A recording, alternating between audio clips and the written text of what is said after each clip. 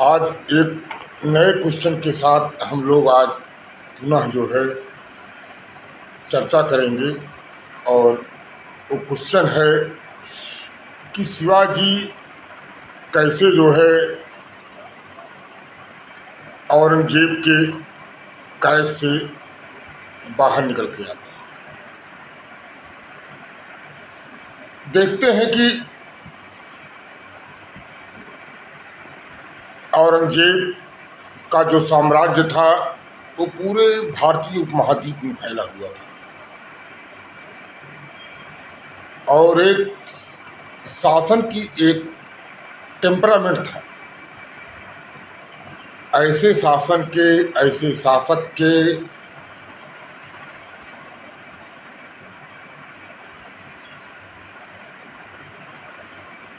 बुलावे पर शिवाजी का मिलना एक चुनौतीपूर्ण कार्य था। ऐसे शासक की जो छल और कूटनीति से हमेशा काम लेता था और जिसका मुख्य उद्देश्य ही था कि दक्कन में अपने साम्राज्य को बढ़ाना, बीजापुर, गोलकुंडा और मराठवाड़ा को मुगल साम्राज्य में मिलाना, जिसका अंतिम लक्ष्य था।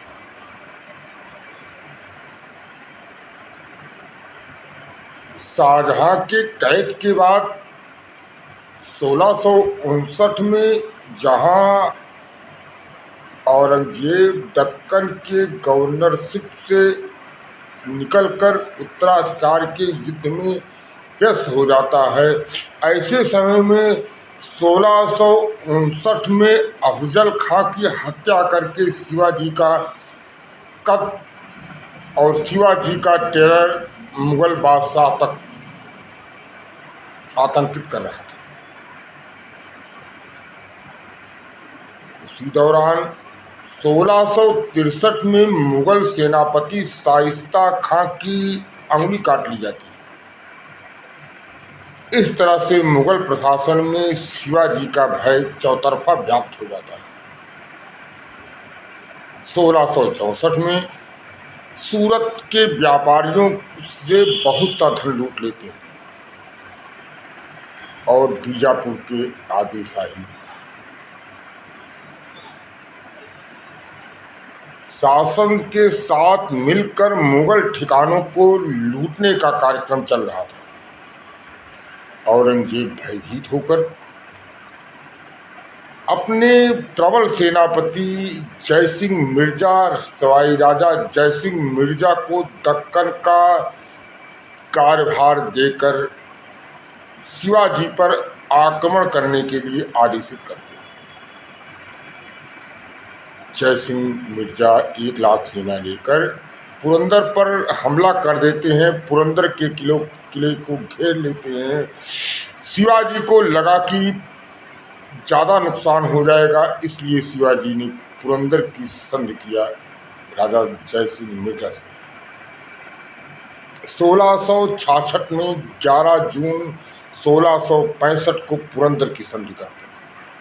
पुरंदर की संधि से 35 किले जो मराठों के थे, उसमें से सबसे सामरिक दृष्टि से महत्वपूर्ण 23 किलों पर मुगलों का कब्जा हो जाता है, जिसमें रायगढ़ का किला भी मुगलों के अधीन हो जाता है। और शिवाजी को ये अंडरटेकिंग देनी थी कि जब भी दक्कन में मुगलों को जरूरत पड़ेगी, शिवाजी उनकी मदद करेंगे। और कर्नाटक के कोंकण तट में अगर किसी भी राजस्व की वसूली करना है तो उसके लिए एक निश्चित अमाउंट पूर्ण मुद्रा मुगल सम्राट को देनी होगी। और अंत में पुरंदर की संधि की एक महत्वपूर्ण शर्त थी कि शिवाजी औरंगजेब से उनके दरबार में जाकर मिले।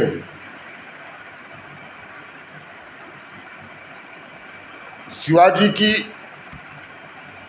गारंटी जयसिंह मिर्जा राजा ने लिया था और गारंटर के रूप में अपने पुत्र राम सिंह को एथराइज किया था कि शिवाजी जब आगरा जाएंगे तो राम सिंह उनके पुत्र उनसे मिलेंगे और औरंगजेब से ले जाके मिलाएंगे और सकुशल उनको जो है मुगल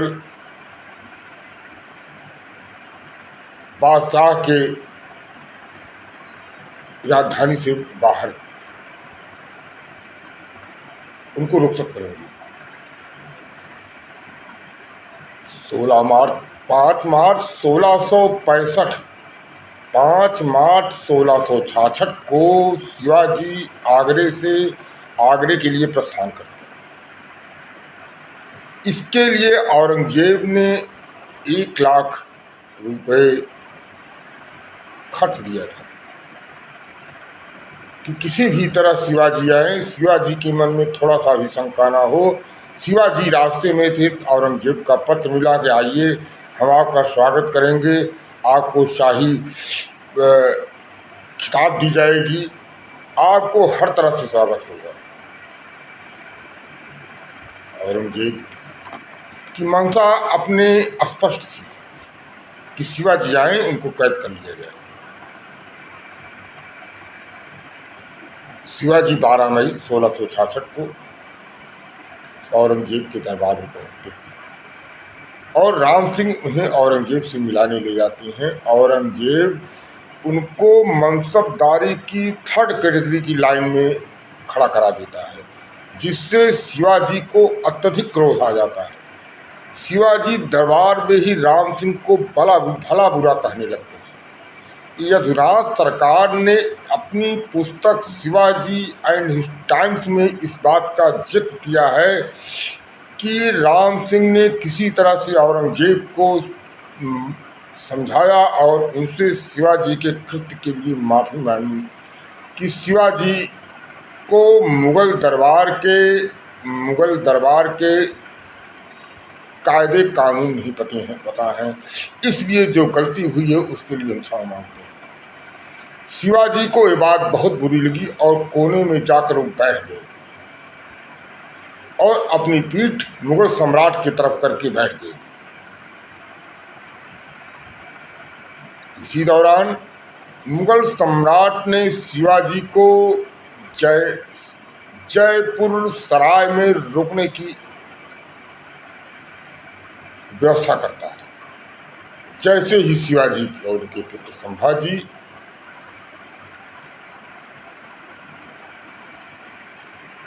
जाते हैं, वैसे ही मुगल सेना उस महल को, उस सराय को घेर लेती है और हर दरवाजे पर तोपें लगा दी जाती हैं।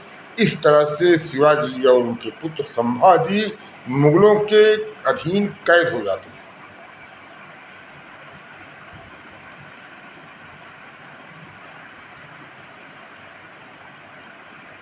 इस तरह देखते हैं कि राम सिंह और उनके पिता जय सिंह इस बात के लिए बहुत चिंतित हो जाते हैं कि शिवाजी और आने वाले युगों के लिए हमारे नाम पर एक काला धब्बा लग जाएगा कि हमने शिवाजी को धोखा दिया। कुछ दिन शिवाजी कैद में रहने के बाद उन्होंने अपनी बीमारी की सूचना मुगल सम्राट से भिजवाई और एक तरह से एक रचना की गई, एक नाटक की रचना की गई कि जिससे लोगों को विश्वास हो जाए कि शिवाजी बीमार है। शिवाजी ने मुगल सम्राट को सूचना भिजवाई कि मैं अब नहीं बचूंगा, मुझे ब्राह्मण और गरीबों को दान देने के लिए आगरा के जो फुटपाथ पर गरीब और भिखारी बैठते हैं उनको दान के लिए मुझे फल और मिठाइयाँ भिजवानी हैं, जिसके लिए बड़ी बड़ी टोकरियाँ मिठाइयाँ राजा जय सिंह मिर्जा की तरफ से उपलब्ध कराई जाती थी। बड़ी बड़ी टोकरियों से मिठाइयाँ भेजी जाती थीं। इस तरह से महीना, 2 महीने, 3 महीने इसी तरह से जो है टोकरियों से मिठाई भेजी जाती थी, जिससे शुरुआती दौर में सैनिक चेक करते थे। धीरे धीरे कैजुअली वो लोग चेक करना बंद कर दिए एक दिन शिवाजी अपने पुत्र के संभाजी के साथ उस टोकरी में बैठकर बाहर निकल जाते हैं।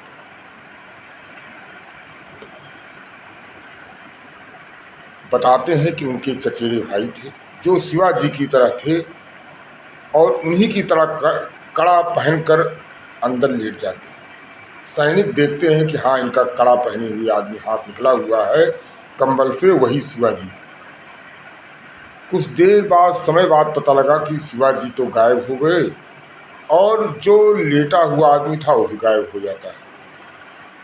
यह बात औरंगजेब को बताई जाती है। औरंगजेब चिंता में अपना सर पकड़ के बैठ जाता है कि पहली बार शिकार हाथ से निकल गया, अब दक्कन में लंबा संघर्ष करना पड़ेगा।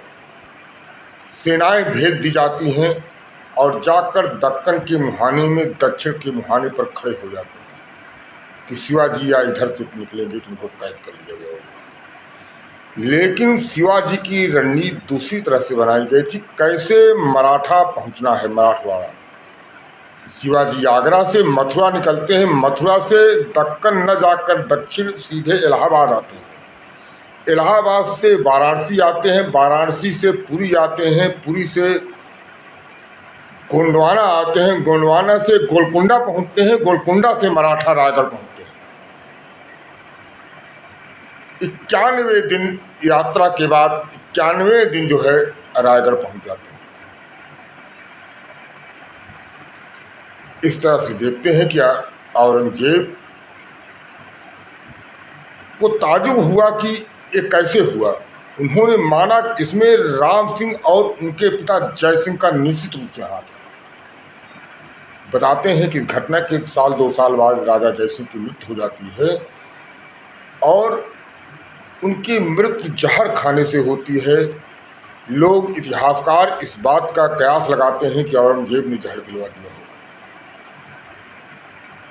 यद्यपि इतिहास के इस चैप्टर के बाद देखते हैं कि आगे राजपूताना क्षेत्र में क्या होता है।